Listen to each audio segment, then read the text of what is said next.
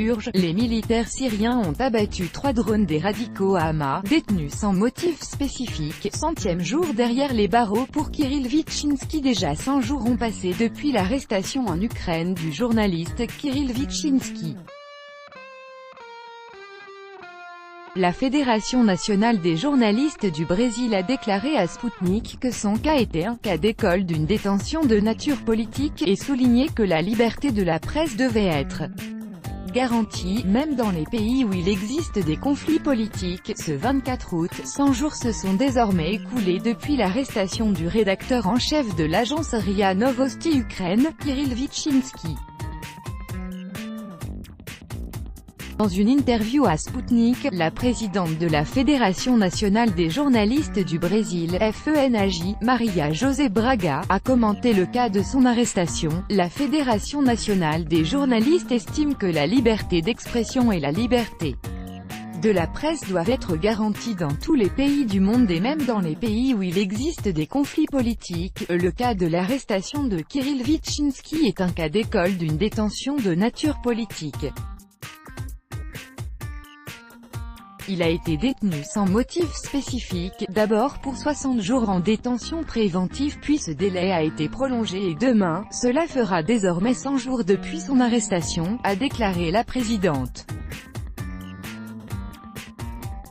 La FENAJ exige la libération immédiate de Kirill Vitchinski et la conservation de son droit d'exercer sa profession de journaliste, a souligné la présidente, notant que « c'était l'une des garanties de l'existence d'une société démocratique qui se devait d'être respectée ». La FENAJ entretient des contacts étroits avec la Fédération des journalistes d'Amérique latine et des Caraïbes, FEPALC. Des violations similaires du droit au travail dans la profession sont toujours discutées au niveau régional, ainsi qu'avec la Fédération internationale des journalistes, qui s'est prononcée publiquement pour demander la libération du journaliste russo-ukrainien Kirill Vitchinski, a conclu Madame Braga.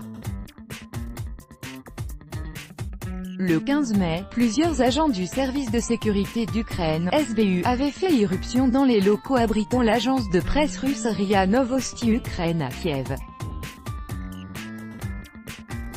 L'intervention du SBU est survenue quelques heures après l'arrestation de Kirill Vitchinski, chef du site RIA Novosti Ukraine, qui a la double nationalité russe et ukrainienne, sous l'inculpation de haute trahison. Le 17 mai, le tribunal de la ville ukrainienne de Kherson a prononcé sa mise en détention provisoire de 2 mois.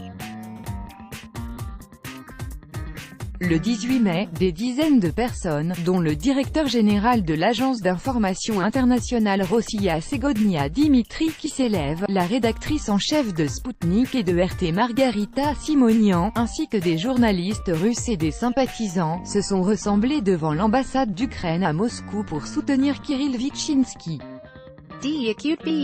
Juin, Lorstun and Trishan Telefonik avec le président Peter Poroshenko, Vladimir Poutine évoqué la nécessité de libérer sans délai les journalistes russes et ratés en Ukraine. Les réseaux sociaux ont condamné cette violation des droits des journalistes avec le hashtag